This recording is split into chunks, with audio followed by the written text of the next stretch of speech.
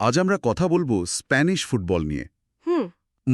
কিন্তু শুধু ওই মাঠের ৯০ মিনিটের চেনা গণ্ডির ভেতরে আমরা আটকে থাকব না, একদমই না। বরং আমরা প্রবেশ করতে যাচ্ছি ২০২৬ সালের আধুনিক স্প্যানিশ ফুটবলের এমন এক গভীরে, যেখানে এল ক্লাসিকো বা ধরুন রিয়াল মাদ্রিদ বনাম বার্সেলোনার যে লড়াইটা, হ্যাঁ, সেটা শুধু আর দুটো দলের মধ্যে সীমাবদ্ধ নেই। ঠিক। এর ডালপালা এখন অনেক ছড়ানো। একদম। এর পেছনে কাজ করছে আধুনিক ট্যাকটিক্যাল মাইন্ড গেম, ভিএআর এর চরম নাটকীয়তা, বিলিয়ন ডলারের কর্পোরেট ব্যবসা এবং এবং শতাব্দীর পর শতাব্দী ধরে চলে আসা ভূ-রাজনৈতিক দ্বন্দ্ব। ঠিক বলেছেন। আমাদের আজকের এই গভীর আলোচনার জন্য ঘাটাঘাটি করা হয়েছে বেশ কিছু স্পোর্টস অ্যানালিসিস ব্লগ। যেমন কোচেস ভয়েস বা দ্য মাস্টারমাইন্ড সাইট। হ্যাঁ, আর সাথে রেডিটের ফ্যান ফোরাম, বেশ কিছু উত্তপ্ত ইউটিউব ফ্যান পডকাস্ট এবং স্প্যানিশ জিওপলিটিক্স নিয়ে লেখা একটি অত্যন্ত তথ্যবহুল একাডেমিক জার্নাল। সোর্সের কোনো অভাব নেই আমাদের। আমাদের লক্ষ্য একটাই, যারা শুনছেন তাদের তথ্যের ওভারলোডে ক্লান্ত না করে এই মেগা রাইভালরির পেছনের আসল গল্পটা একদম সহজ করে তুলে ধরা। সেটাই আমাদের মূল মিশন। আচ্ছা, চলুন বিষয়টা একটু খুলে বলা যাক। একদিকে হান্সি ফ্লিকের অধীনে বার্সেলোনার অতি আক্রমণাত্মক রূপ, অন্যদিকে জাভি আলোনসোর রিয়াল মাদ্রিদ, আর মাঠের বাইরের সেই ঐতিহাসিক কেন্দ্র বনাম প্রান্তিক অঞ্চলের রাজনীতি, সব মিলিয়ে আজকের এই আলোচনাটা দারুণ জমজমাট হতে যাচ্ছে। হ্যাঁ, আর এই উপাদানগুলোর সবচেয়ে মজার দিক হলো, এগুলো শুধু কে কত গোল করল বা কার পয়েন্ট কত সেই হিসেবের মধ্যে আটকে নেই, ঠিক। বরং কেন এই ঘটনাগুলো ঘটছে এবং এর বৃহত্তর প্রভাব কি সেই গল্পটা বলে। ব্যাকগ্রাউন্ড স্টোরিটা আসলে বেশি ইন্টারেস্টিং। একদম। ট্যাকটিক্সের সূক্ষ্ম পরিবর্তন কিভাবে একটা দলের চেহারা পাল্টে দেয়, ফ্যানদের মনস্তত্ত্ব কিভাবে ভিএআরে একটা সিদ্ধান্তের মুহূর্তের মধ্যে বদলে যায়, হ্যাঁ, আর ঐতিহাসিক রাজনীতি কিভাবে আজকের এই কর্পোরেট ফুটবলেও শ্বাস ফেলছে, সবকিছুরই একটা চমৎকার যোগসূত্র আমরা এখানে দেখতে পাব। যারা নিয়মিত ফুটবল ফলো করেন তাদের জন্য এই পেছনের মেকানিজমগুলো বুঝতে পারাটা খেলা দেখার আনন্দকে অন্য একটা মাত্রায় নিয়ে যায়। নিশ্চিতভাবে। তাহলে মাঠের ট্যাকটিক্স দিয়ে শুরু করা যাক। চলুন। দ্য মাস্টারমাইন্ড সাইটের ট্যাকটিক্যাল ব্রেকডাউনগুলো দেখছিলাম এবং সেখানে একটা ব্যাপার খুব স্পষ্টভাবে উঠে এসেছে। হান্সি ফ্লিকের ইম্প্যাক্ট, তাই তো? ঠিক তাই। হান্সি ফ্লিকের অধীনে বার্সেলোনা যেন একটা নতুন মেশিনে পরিণত হয়েছে। রীতিমতো অপ্রতিরোধ্য। তাদের খেলার স্টাইল এখন এতটাই আক্রমণাত্মক যে পরিসংখ্যানগুলো দেখলে রীতিমতো চমকে যেতে হয়। বর্তমানে লা লিগায় তাদের গড় বল পজেশন 66.5%। বাপরে। কিন্তু তারা শুধু নিজেদের মধ্যে বল দেওয়া নেওয়া করে সময় কাটাচ্ছে না, তারা রীতিমতো প্রতিপক্ষের ডিফেন্স চিরে ফেলার কাজটা করছে। পজেশন উইথ পারপাস যাকে বলে। একদম। লিগে এখন পর্যন্ত তারা সবচেয়ে বেশি থ্রুবল খেলেছে, সংখ্যাটা হল 218। অসাধারণ ডেটা। ফ্লিক যে তার সেই বিখ্যাত হাই ইন্টেন্সিটি বা তীব্র গতির ফুটবলটা বার্সেলোনায় খুব সফলভাবে ইমপ্লিমেন্ট করেছেন, এটা তারই প্রমাণ। এখানে সবচেয়ে চমকপ্রদ ব্যাপার হল, ফ্লিক এই হাই ইন্টেন্সিটি গেমটা খেলাচ্ছেন কাদের দিয়ে। এই পয়েন্টটা দারুণ। কোচেস বয়েজের একটা দারুণ অ্যানালাইসিসে দেখছিলাম, বার্সেলোনা এখন লা লিগার দ্বিতীয় কনিষ্ঠ দল। অভিজ্ঞদের চেয়ে তরুণদের আধিক্য বেশি। ঠিক তাই। মিডফিল্ড আর ডিফেন্সে পেদ্রি, মার্ক কাসাদো এবং পাও কুবার্সির মতো তরুণ খেলোয়াড়রাই এখন দলের মূল ইঞ্জিন। হ্যাঁ, এদের স্ট্যামিনা আসলেই দেখার মতো। এই তরুণদের অফুরন্ত দম আর এনার্জিকে কাজে লাগিয়ে ফ্লিক একটা দম বন্ধ করা প্রেসিং ফুটবল উপহার দিচ্ছেন। তাদের পিপিডিএ মানে পাসেস পার ডিফেন্সিভ অ্যাকশন রেট তো? হ্যাঁ, পাসেস পার ডিফেন্সিভ অ্যাকশন রেট হল 7.67। এটা তো বিশাল ব্যাপার। সহজ কথায় বললে, প্রতিপক্ষ দল গড়ে 8টা পাস সম্পূর্ণ করার আগেই বার্সার খেলোয়াড়রা ছোঁ মেরে বল কেড়ে নেওয়ার জন্য ঝাঁপিয়ে পড়ছে। এটা মাঠে প্রচণ্ড এনার্জির ডিমান্ড করে। অবশ্যই। কিন্তু পুরো বিষয়টা একটা বড় চমক আছে। এই তীব্র প্রেসিং করা তরুণ দলটার আক্রমণভাগের একদম কেন্দ্রে আছেন 36 বছর বয়সী রবার্ট লেভেন্ডফস্কি। হ্যাঁ, ঠিক ওই জায়গাতেই আমারও খটকা লেগেছিল। তাই না? 36 বছর বয়সে একজন স্ট্রাইকার কিভাবে এত হাই এনার্জি সিস্টেমে মানিয়ে নিচ্ছেন? অনেকে তো ধরে নিয়েছিল যে তার ক্যারিয়ার হয়তো শেষের দিকে। অনেকেই ভেবেছিল সেটা।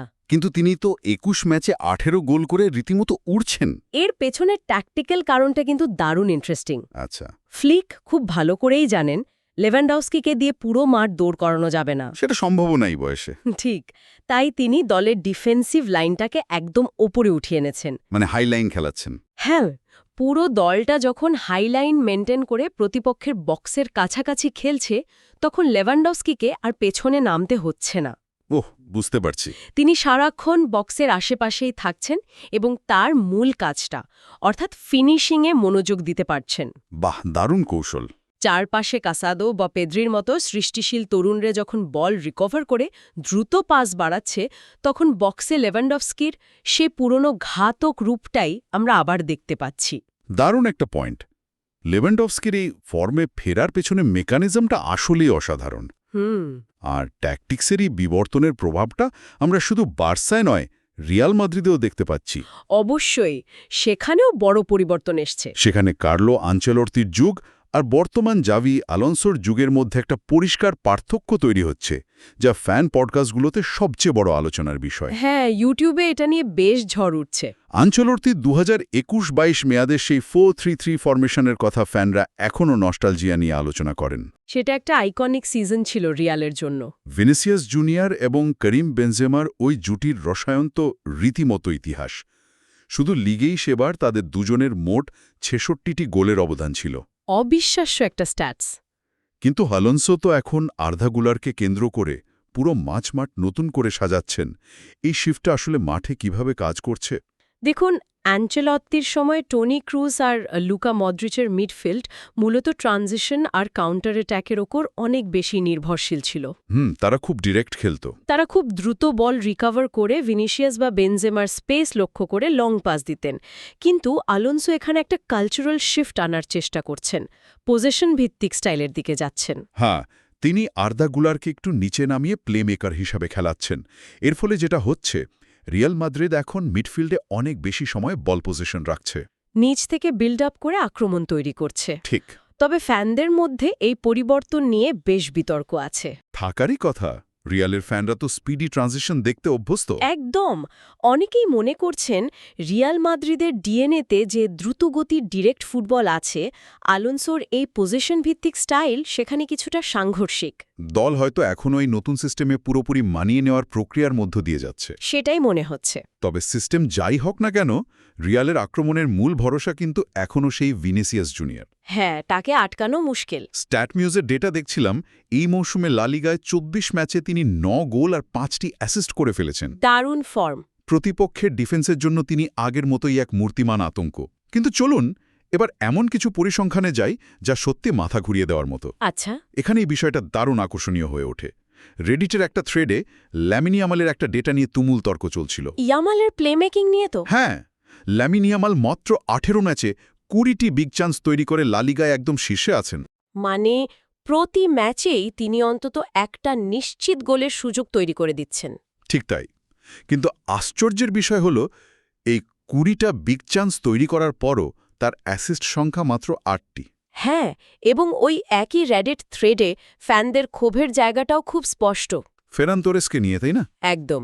ফেরান তোরেস একাই 17টি বিগ চান্স মিস করেছেন এই মৌসুমে, যা লিগে সর্বোচ্চ। 17টা বিগ চান্স মিস, এটা তো ভাবাই যায় না। এখন ওপর থেকে দেখলে মনে হবে এটা শুধুই তোরেসের বাজে ফিনিশিংয়ের ফল, কিন্তু বিষয়টা এত সহজ নয়। তাহলে এর পিছনে অন্য কিছু আছে? যদি আমরা ফ্লিকের হাই স্পিড সিস্টেমের দিকে তাকাই, তাহলে দেখব এই মিসগুলো আসলে ওই সিস্টেমেরই একটা বাই প্রোডাক্ট। মানে আপনি বলতে চাইছেন এই মিসগুলোর পেছনে ট্যাকটিক্যাল কোনো কারণ আছে? অনেকটাই তাই। ফ্লিকের দল এত দ্রুত এবং এত তীব্র গতিতে ট্রানজিশন করে যে বল যখন বক্সে পৌঁছায় তখন স্ট্রাইকাররা প্রায়ই ফুল স্প্রিন্টে থাকেন। হ্যাঁ, দৌড়ের উপর থাকেন। একটা ধীর গতির বিল্ড আপের পর বক্সে পজিশন নিয়ে বল রিসিভ করা আর প্রচণ্ড গতিতে দৌড়ে এসে রানিং অবস্থায় শট নেওয়ার মধ্যে অনেক পার্থক্য। ব্যালেন্স রাখাটা কঠিন হয়ে যায় তখন। ঠিক বলেছেন। এই তাড়াহুড়ো আর কিয়সের কারণেই অনেক সময় ফিনিশিংয়ে ওই সূক্ষ্মতাটা থাকছে না। ও আচ্ছা। ইয়ামাল হয়তো দারুণ একটা বল ফেলছেন, কিন্তু ফিনিশারকে সেই বলটা রিসিভ করতে হচ্ছে প্রচণ্ড গতির মধ্যে, ফলে বিগ চান্স মিসের হারটাও স্বাভাবিকের চেয়ে বেশি দেখা যাচ্ছে। অসাধারণ একটা ইনসাইট। আসলেই শুধু স্ট্যাটস দেখলে তো আর পেছনেরই মেকানিজমটা বোঝা যায় না। একদমই না। আর শুধু আক্রমণ ভাগেই নয়, বার্সেলোনার ডিফেন্সেও বেশ বড় কিছু ফাঁকফোকর চোখে পড়ছে। হ্যাঁ, সেটা নিয়ে বেশ সমালোচনা হচ্ছে। বিশেষ করে সেট পিস আর কর্নার কিকগুলো যেন তাদের জন্য একটা দুঃস্বপ্ন। এই মৌসুমে তারা কর্নার থেকে ইতিমধ্যে 7টি গোল হজম করেছে। এটা একটা টাইটেল কন্টেন্ডার দলের জন্য খুব বাজে স্ট্যাটস। চ্যাম্পিয়ন্স লিগে স্লাভিয়া প্রাগ, সুপার কাপে রিয়াল সোসিয়েদাদ এবং রিসেন্টলি জিরোনার বিপক্ষে 2-1 গোলের হারে এই দুর্বলতাটা খুব বাজেভাবে এক্সপোজড হয়েছে। ফ্যানরা তো ক্ষেপে আগুন। হ্যাঁ, জিরোনার বিপক্ষে ম্যাচটার পর ইউটিউবের বার্সা বয় পডকাস্টে কুন্ডে, জেরার্ড মার্টিন এবং এরিক গার্সিয়াকে নিয়ে ফ্যানরা রীতিমতো তুলোধনা করেছে। দেখুন, সেট পিসে বার্সেলোনার এই ভোগান্তের মূল কারণ হল তাদের মার্কিং সিস্টেম। জোনাল মার্কিংয়ের সমস্যা? হ্যাঁ, আধুনিক ফুটবলে অনেক দলই এখন ম্যান টু ম্যান মার্কিংয়ের বদলে জোনাল মার্কিং ব্যবহার করে। বার্সেলোনাও তাই করছে। আচ্ছা। কিন্তু জোনাল মার্কিংয়ে সবচেয়ে বেশি যেটা দরকার তা হল খেলোয়াড়দের মধ্যে নিখুঁত বোঝাপড়া আর ফিজিক্যাল ডমিনেন্স। যেটা এই তরুণ দলটার হয়তো এখনো পুরোটা গড়ে ওঠেনি। একদম ঠিক ধরেছেন। ফ্লিকের এই কনিষ্ঠ বলটা ওপেন প্লেতে খুব ভালো খেললেও বক্সে যখন কর্নার উড়ে আসে তখন ফিজিক্যাল লড়াইয়ে তারা প্রায় পিছিয়ে পড়ছে। সাইজ আর স্ট্রেংথের একটা ব্যাপার তো থাকেই। স্লাভিয়া প্রাগের সহকারী কোচ তো ম্যাচের আগেই প্রকাশ্যে বলে দিয়েছিলেন যে বার্সেলোনা ক্রসের বিপক্ষে দুর্বল এবং তারা ঠিক ওই জায়গাটাতেই আঘাত করবেন। এবং তারা সফলও হয়েছিল। তবে হ্যাঁ, এর মধ্যে গোলরক্ষক হুয়ান গার্সিয়া কিছু দারুণ সেভ করে দলকে অনেকবার বাঁচিয়েছেন, যা ফ্যানদের কিছুটা হলেও স্বস্তি দিচ্ছে। হ্যাঁ, গার্সিয়ার পারফরম্যান্স একটা বড় পজিটিভ দিক। ডিফেন্সের এই নড়বড়ে অবস্থার মাঝেই মিডফিল্ডের একটা বড় ইনজুরির পরিস্থিতি আরও জটিল করে তুলেছে। ফ্রেঙ্কি ডি জংয়ের ইনজুরি। ঠিক, ফ্রেঙ্কি ডিজং হ্যামস্ট্রিং ইনজুরিতে পড়ে 5-6 সপ্তাহের জন্য মাঠের বাইরে চলে গেছেন। এটা বার্সার জন্য একটা বড় ধাক্কা। কোপা দেল রেতে অ্যাটলেটিকো মাদ্রিদের বিপক্ষে সেমিফাইনাল এবং চ্যাম্পিয়ন্স লিগে পিএসজি বা নিউক্যাসলের মতো হেভিওয়েট ম্যাচগুলো তিনি মিস করবেন। অনেকগুলো ক্রুশিয়াল ম্যাচ। আপাতদৃষ্টিতে দলের অন্যতম সেরা একজন প্লেয়ারকে হারানোটা বিশাল এক ধাক্কা মনে হতে পারে। এটি একটি অত্যন্ত গুরুত্বপূর্ণ প্রশ্ন তুলে ধরে। কিরকম? কারণ এই ইনজুরিটা আমাদের এমন এক অদ্ভুত পরিসংখ্যানগত প্যারাডক্সের সামনে দাঁড় করিয়েছে যা ফুটবল বিশ্লেষকদের রীতিমতো ভাবিয়ে তুলেছে। প্যারাডক্সটা একটু বুঝিয়ে বলবেন? ডিজংয়ের পাসিং অ্যাকিউরেসি 94.2%। বল পায়ে তিনি নিঃসন্দেহে বিশ্বের অন্যতম সেরা মিডফিল্ডার। এটা নিয়ে কোনো সন্দেহ নেই। কিন্তু চমকে দেওয়া তথ্য হল এই মৌসুমে ডিজংকে ছাড়া বার্সেলোনার জয়ের হার 100%। 100%? হ্যাঁ, তাকে ছাড়া খেলা 8টি ম্যাচের সব কটিতেই বার্সা জিতেছে এবং ম্যাচ প্রতি গড়ে মাত্র 0.60 গোল হজম করেছে। বাপরে! এখন প্রশ্ন হল, দলের সবচেয়ে স্টাইলিশ এবং নিখুঁত পাসারকে ছাড়া দল কেন বেশি সফল? আমি ঠিক এই বিষয়টা নিয়ে ভাবছিলাম, এটা কিভাবে সম্ভব? এর উত্তরটা লুকিয়ে আছে ওই হান্সি ফ্লিকের স্পিডের ওপর নির্ভর করা ট্যাকটিক্সের ভেতরে। আচ্ছা, মানে ডিজংয়ের খেলার স্টাইলের সাথে ফ্লিকের স্টাইলের একটা ক্ল্যাশ হচ্ছে। একদম। ডিজংয়ের স্বাভাবিক খেলার স্টাইল হল বল রিসিভ করা, 2-3টে টাচ নেওয়া, একটু সময় নিয়ে চারপাশটা দেখা এবং তারপর নিখুঁত একটা পাস দেওয়া। একটু সময় নিয়ে বিল্ড আপ করা। কিন্তু ফ্লিক চান বল পাওয়ার সাথে সাথে 1 টাচ বা 2 টাচে বল সামনের দিকে পাঠাতে, যাকে আমরা ভার্টিক্যাল ফুটবল বলি। খুব দ্রুত আক্রমণ। ডিজং যখন মাঠে থাকেন তখন তার ওই নিজস্ব স্টাইলের কারণে দলের আক্রমণের গতি মাঝে মধ্যে একটু ধীর হয়ে যায়। ও, বুঝতে পেরেছি। অন্যদিকে তাকে ছাড়া যখন কাসাদো বা পেদ্রি খেলছেন, তারা বল রিসিভ করে চোখের পলকের সামনে পাস বাড়াচ্ছেন। ফলে প্রতিপক্ষ রক্ষণভাগ গোছানোর আগেই বার্সেলোনা অ্যাটাক করে বসছে। ঠিক তাই, ডিজং অসাধারণ খেলোয়াড় হলেও ফ্লিকের এই অতি দ্রুতগতির সিস্টেমে তার না থাকাটাও পরোক্ষভাবে দলের আক্রমণের গতিকে আরও বাড়িয়ে দিচ্ছে। কি অদ্ভুত, তাই না? দলের অন্যতম সেরা খেলোয়াড় বাইরে থাকা সত্ত্বেও ট্যাকটিক্যাল সেটআপের কারণে দল আরও বেশি কার্যকর হয়ে উঠছে। ট্যাকটিক্সের এটাই তো সৌন্দর্য। তবে শুধু ট্যাকটিক্স আর পরিসংখ্যান তো আর এল ক্লাসিকোর পুরো ছবিটা তুলে ধরে না। এল ক্লাসিকো মানেই তো রন্ধ্রে রন্ধ্রে উত্তেজনা। আর এখন এর সাথে যুক্ত হয়েছে VAR এর চরম নাটকীয়তা। ঠিক বলেছেন। ইউটিউবের ফ্যান চ্যানেলগুলো ঘাঁটতে গিয়ে সাম্প্রতিক এল ক্লাসিকোর যে বিশৃঙ্খল চিত্রটা পেলাম, সেটা কোনো থ্রিলার সিনেমার চেয়ে কম নয়। সত্যি শ্বাসরুদ্ধকর একটা ম্যাচ ছিল। ভাবা যায় ম্যাচ শুরু হতে না হতেই মাত্র 2 মিনিটের মাথায় বক্সে ভিনিসিয়াস জুনিয়র পড়ে গেলেন আর রেফারি পেনাল্টির বাঁশি বাজিয়ে দিলেন। ওই মুহূর্তের মনস্তাত্ত্বিক চাপটা একটু চিন্তা করুন। মানে শুরুতেই যদি এমন একটা ঘটনা ঘটে। সান্তিয়াগো বার্নাবিউ বা ক্যাম্পনুর মতো স্টেডিয়ামে যখন এমন একটা সিদ্ধান্ত আসে, তখন গ্যালারির গর্জন আর খেলোয়াড়দের অ্যাড্রিনালিন রাশ কোন পর্যায়ে পৌঁছায়। পুরো স্টেডিয়াম তখন পাগল প্রায়। কিন্তু আধুনিক ফুটবলে ভিএআর কিভাবে চোখের পলকে সেই পুরো আবেগের বেলুনটা চুপসে দিতে পারে, এটা তার একটা ক্লাসিক উদাহরণ। একদম। রেফারি যখন ভিএআর মনিটরে গেলেন, রিপ্লেতে পুরো দৃশ্যপট পাল্টে গেল। হ্যাঁ, সব পরিষ্কার দেখা গেল। স্পষ্ট দেখা গেল ইয়ামাল আসলে ভিনিসিয়াসকে টাচও করেননি। ইয়ামাল বল ক্লিয়ার করতে যাচ্ছিলেন আর ভিনিসিয়াসই উল্টো ইয়ামালের পায়ে লাথি মেরে পড়ে গেছেন। ফাউলটা আসলে ভিনিসিয়াসই করেছিলেন। মুহূর্তের মধ্যে রেফারি সিদ্ধান্ত বদলে ফেললেন, পেনাল্টি বাতিল। রিয়াল ফ্যানদের ওই আকাশ ছোঁয়া উল্লাস সেকেন্ডের মধ্যে ক্ষোভে পরিণত হল। আর সেই ক্ষোভের আগুনে ঘি ঢেলে দেওয়ার জন্য 10 মিনিট পরের ঘটনাটাই যথেষ্ট ছিল। এমবাপ্পের গোলটা। হ্যাঁ, এমবাপ্পে বক্সের অনেক বাইরে থেকে একটা অবিশ্বাস্য দূরপাল্লার হাফ ভলিতে গোল করলেন। ফ্যানরা আবার সেলিব্রেশনে মেতে উঠলেন। স্টেডিয়াম আবার গর্জে উঠল। কিন্তু ভিএআর আবার দৃশ্যপটে হাজির হল এবং অফসাইডের কারণে সেই চমৎকার গোলটিও বাতিল। পরপর দুটো ধাক্কা। ফ্যান পডকাস্টগুলোতে এই 10 মিনিটের উইন্ডো নিয়ে যে পরিমাণ আলোচনা তর্ক-বিতর্ক দেখেছি, তাতে একটা বিষয় খুব পরিষ্কার। কি সেটা? ফুটবলারদের জন্য এখন শুধু প্রতিপক্ষের ট্যাকটিক্সের সাথেই লড়তে হয় না, লড়তে হয় এই প্রযুক্তিগত বাধাগুলোর ফলে তৈরি হওয়া মানসিক ওঠানামার সাথেও। মানসিক চাপটা অনেক বেড়ে যায়। ভিএআর আসার ফলে খেলার মধ্যে একটা যান্ত্রিক বিরতি তৈরি হচ্ছে, যা এল ক্লাসিকোর মতো হাই ভোল্টেজ ম্যাচে খেলোয়াড়দের একাগ্রতা আর ফ্যানদের আবেগ দুটোতেই মারাত্মক প্রভাব ফেলে। আর ফ্যানদেরই আবেগ তো শুধু মাঠের 90 মিনিটের খেলা থেকে তৈরি হয়নি, এর শেকড় অনেক গভীরে। হ্যাঁ, এর পেছনে আছে দীর্ঘ ইতিহাস। স্প্যানিশ জিওপলিটিক্স নিয়ে একাডেমিক জার্নালটি পড়লে এই রাইভালারির একটা অন্য রূপ চোখে পড়ে। এটা খুবই সেন্সিটিভ একটা টপিক। তবে হ্যাঁ, আলোচনার এই পর্যায়ে একটা কথা পরিষ্কার করে বলে রাখা ভালো, যারা শুনছেন তাদের উদ্দেশ্যে বলছি, আমরা এখানে কোনো রাজনৈতিক পক্ষ নিচ্ছি না। একদমই না। বরং জার্নালটিতে নিরপেক্ষভাবে স্পেনের কেন্দ্র এবং প্রান্তিক অঞ্চলের ঐতিহাসিক দ্বন্দ্বকে যেভাবে বিশ্লেষণ করা হয়েছে, আমরা শুধু সেটুকুই তুলে ধরার চেষ্টা করছি। অবশ্যই।